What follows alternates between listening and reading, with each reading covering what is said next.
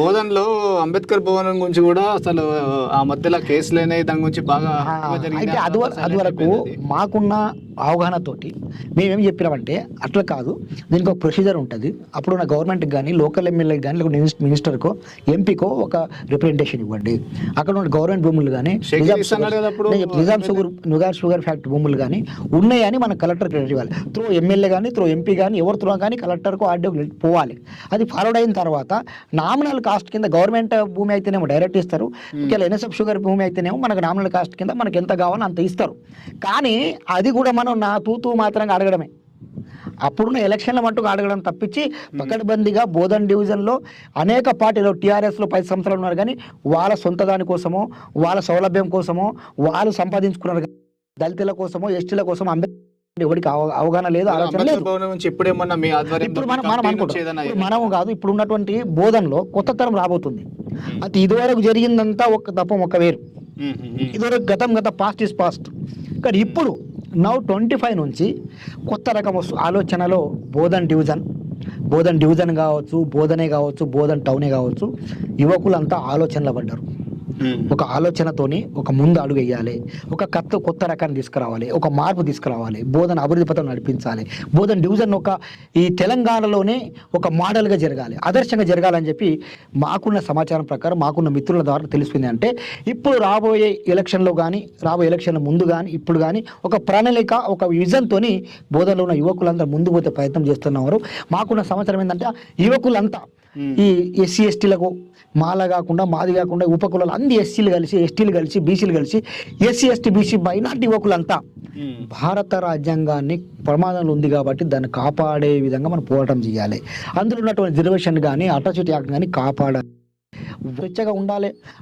అన్ని రంగాల్లో మనకు రిజర్వేషన్ కావాలి, అన్ని రంగాల అవకాశం కావాలంటే రాబోయే త్వరలకు కూడా మన భారత రాజ్యాంగం అందియాలనే ఉద్దేశంతో బోధన యువకులంతా ఏకమై దీని పోరాటం చేయడానికి పూనుకున్నారు. అది మాకు మంచి సమాచారం. అది అందుచేత మేము కూడా దాంట్లో భాగస్వాములు అయ్యి రాబోయే రోజుల్లో బోధన డివిజన్ కాపాడే విధంగా మనం అందరం పోవాలి, నడిపించాలి. దాంట్లో భాగంగానే కవితమ్మ చెప్పింది, కేసీఆర్ చెప్పిండు, కేటీఆర్ చెప్పిండు నిజాం షుగర్ ఫ్యాక్టరీ తెరిపిస్తామని.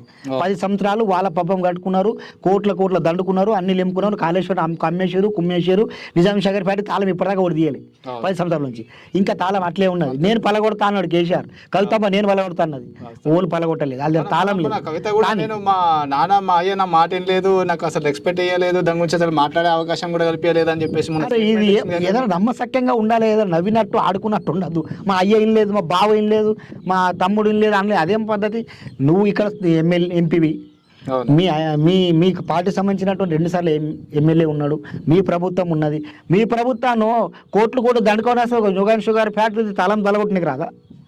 అది అవన్నీ ఉట్టి నాటకాలు, ఇవన్నీ దొంగ మాటలు, జనాన్ని మభ్యపెట్టి మోసం చేద్దాం ఉద్దేశం. కానీ ఇప్పుడు అది పోతే వాళ్ళు అట్లా అబద్ధాలు చెప్పారు కదా. మొన్న కాంగ్రెస్ ప్రభుత్వం రావడానికి కాంగ్రెస్ చెప్పే రేవంత్ రెడ్డి బోధన నడుచుకుంటూ వచ్చిండు, వర్షం నడుచుకుంటూ వచ్చి అంబేద్కర్ సాక్షిగా ఫ్యాక్టరీ మళ్ళీ నిలబడి చెప్పిండు, నేను బలపడతా, వాళ్ళకి రాయి దొరకలే, నేను రాయి నేను బలపడతా అన్నాడు.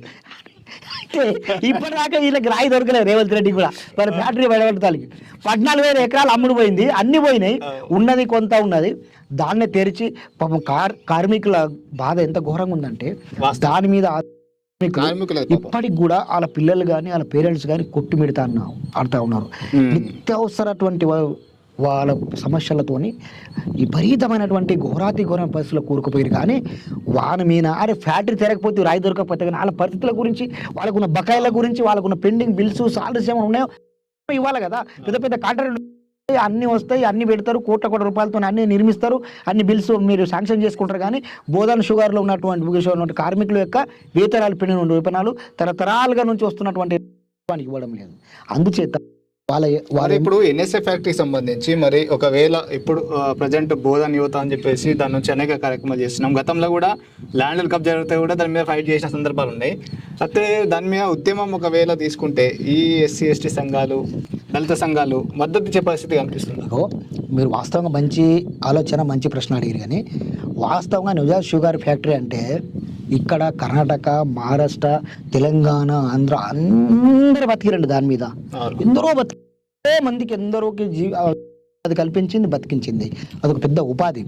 సరే అది కోల్పోయిన తర్వాత సరే అట్లాంటిదే మళ్ళీ మేము కల్పిస్తాము, బోధనకు ఒక మంచి సౌర్స్ ఇస్తాము, ఒక ఉపాధి కల్పించిన ఒక ఫ్యాక్టరీ తీసుకొస్తామంటే మీ ఉద్యమానికి ఎవరు కూడా తప్పకుండా కులాలకు అతీతంగా మతాలకు అతీతంగా మీకు సహకరిస్తారు, భాగస్వాములు అంటే ఎలాంటి ఉద్యమం ప్రస్తుతం ఎన్ఎస్ఎఫ్ ఫ్యాక్టరీ ఇష్యూ అనేది ఒక స్టేట్ లెవెల్లో వెళ్ళి దాని మీద కొద్దిగా కాంగ్రెస్ ఒకటి చెప్తా ఇప్పుడు ఉదాహరణకు పోదాం.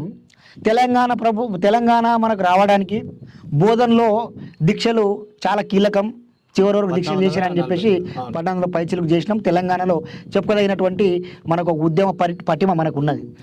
అదేవిధంగా దాన్ని దృష్టిలో పెట్టుకునే దానికి అనుగుణంగానే మనం దాన్ని ఉదాహరణ తీసుకునే ఒక తెలంగాణ కోసం ఏ విధంగా అయితే బోధనలో దీక్షలు ప్రారంభించినాం వచ్చే వరకు మాకు ఇంకో విషయం తెలిసాము. ప్రత్యేక హైకోర్టు గురించి కూడా మేము అందరం కలిసి 38 అమరనిరాక్ష చేసినాం. హైకోర్టు కావాలి ప్రత్యేకంగా అని చెప్పి. అంటే ఇలా బోధన చరిత్రలో చెప్పుకోదగిన చాలా ఉన్నాయి కాబట్టి మూడో దానిలో విధంగా కూడా మీరు కూడా యువకులంతా కలిసి, అంటే మీరు కాదు మేము కూడా వస్తాం దాన్ని, అందరం కలిసి Nizam sugar factory under relay strike దీక్షలు స్టార్ట్ చేయండి. దీక్షలు స్టార్ట్ చేయండి, ఫ్యాక్టరీ మీద కూర్చో అంతే. అప్పుడు కొందరు చేసిరు పాపం, కార్మికులు చేసిరు, కానీ దానికి సక్రమంగా ప్రజల నుంచి వాళ్ళకు మద్దతు లభించలే.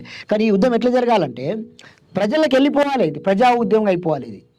ఇది ఒక్క అక్కడ ఉన్నటువంటి కార్మికులే కాదు, అక్కడ ఉన్న యువకులదే కాదు, బోధనలో ఉన్నటువంటి వాళ్ళదే కాదు, ఇది ప్రజా యుద్ధము, ఇది రైతుల ఉద్యమం, ఇది అందరిది. ఎన్ఎస్ఎఫ్ ఫ్యాక్టరీ లేకపోవడం వల్ల బోధన అభివృద్ధి మొత్తం కూడా శూన్యం లేదు. మొత్తం వేరే వ్యవసాయ పరంగా రకరకాల పంటలు వేసేది, చెరుకు వేసేది, వరి వేసేది, పల్లి వేసేది, సన్ఫ్లవర్ వేసేది, ఇప్పుడు ఏడున్నాయని ఒకటే వరి వేస్తా ఉన్నారు రైతులు. ఇప్పటికి కూడా వాళ్ళు ఏమంటున్నారంటే అంటే వాళ్ళకు ఈ షుగర్ కేన్ మీద దీని మీద ఉన్నంత బెనిఫిట్, దీని మీద అంటే కష్టం కూడా పెద్దగా ఎక్కువ ఉండదు. అయితే వాళ్ళకు బెనిఫిట్స్ పెట్టుబడి తక్కువ ఉంటుంది, లాభం ఎక్కువ వస్తుంది. అందుచేత అది వాళ్ళు కూడా సిద్ధంగా ఉన్నారు. ఏమంటున్నారు కదా, ప్రజా ఉద్యమం అవుతుంది, రైతుల ఉద్యమం అయితే రైతుల చేతిలో వెళ్తుంది, లేబర్ ఉద్యమం చేతిలో వెళ్తుంది ఉద్యమం. కాబట్టి మీరు యువకులు ఒక మంచి ఆలోచనతోని, ఒక ప్లాన్తోని మీరు రిలే అండర్ స్ట్రైక్ స్టార్ట్ చేయండి. తప్పకుండా మీకు అందరు సహకరిస్తారు, మీ ఉద్యమంలో అందరూ కూడా భాగస్వాములు అవుతారు. తప్పకుండా అది సాధించే వరకు మనం అందరం కలిసి పోరాటం చేద్దాం. ప్రస్తుతము ఈ ఎన్ఎస్ఎఫ్ ఫ్యాక్టరీ ఉద్యమం కూడా గతంలో రైతులు చేసారు, కార్మికులు చేసారు. ఫస్ట్ టైం బోధన యువత యూత్ మొత్తం కూడా ఎన్ఎస్ఎఫ్ ఫ్యాక్టరీ మీద ఇప్పుడు ఎక్కడ కూడా యూత్కి ఎక్కడ వెళ్ళి పని చేద్దామన్నా కూడా ఏ పరిస్థితి లేదు. అంతా వలస వెళ్ళి దుబాయ్లకు, హైదరాబాద్కు వెళ్ళి పని చేసుకుంటున్న సందర్భం. ఫ్యాక్టరీ ఓపెన్ అయితే మా ఇలాకాలో మేమే పని చేసుకుంటామని చెప్పేసి అనే విధంగా చక్కటి సౌర్స్ అండి, మనకు పెద్ద ఉపాధి, అది మనకు అందరికి ఉద్యోగాలు దొరుకుతాయి, అన్ని పని దొరుకుతుంది, అందరికి ఒక పెద్ద ఉపాధి అది. కాబట్టి సరే, ప్రభుత్వం వల్ల కాలే, కాంగ్రెస్ వల్ల కాలే, టీఆర్ఎస్ వల్ల కాలే, కవితక్కతోని కాలే, షకిల్తోని కాలే, కేసీఆర్తోని కాలే, కేటీఆర్తోని కాలే, సోషల్తోని ఎవరితోని కాదు, బోధనలో ఉన్న యువతతోనే ఆ పని జరుగుతుంది, వాళ్ళతోనే అవుతుంది. వాళ్ళు ముందుకు వచ్చి పోరాటం మొదలు పెడితే తప్పకుండా మనం సాధించగలుగుతాం. అందుచేత మీరు తక్షణమే మంచి ఒక ప్లాన్తోని, ఒక విజన్తోని ప్లాన్ చేసుకుని ఉద్యమం మొదలు పెట్టండి. మా అందరు రైతులందరూ కూడా మీ వెనుకొస్తారు, ప్రజలు వస్తారు మీ వెనకాల.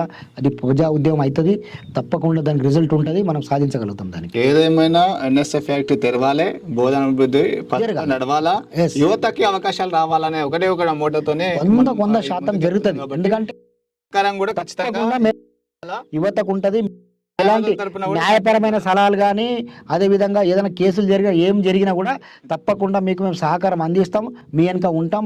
మీ ఉద్యోగాలు మేము కూడా మీ అంటే బోధనకి ఇలాంటి ఎన్ఎస్ఎఫ్ ఫ్యాక్టరీ తెరవాలి, యువతకు అవకాశాలు రావాలని చెప్పేసి చాలా మట్టుకు కూడా అక్కడ ఉన్న న్యాయవాదులు కానివ్వండి, యువత కానీ, ఆల్ పొలిటికల్ లీడర్స్ కానివ్వండి, అందరూ కూడా ఎన్ఎస్ఎఫ్ ఫ్యాక్టరీ ఎప్పుడు తెలుస్తుందా, మా జీవితాలు బోధన్ ముఖ చిత్రం ఎప్పుడు మారుతుందా అని చెప్పేసి వేచి ఉన్న సందర్భంలో యువత ఒక చక్కటి ఆలోచనతో కానీ ఒకవేళ దీక్షలు కానీ చేపడితే మా మద్దతు, మా సహకారం ఉంటుందని చెప్పేసి ఈశ్వర్ గారు అయితే అంటున్నారు.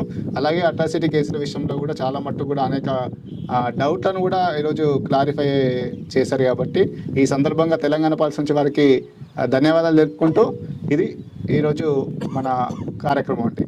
చూస్తూనే ఉండండి తెలంగాణ పల్స్. నేను మీ గంధం రాజేష్.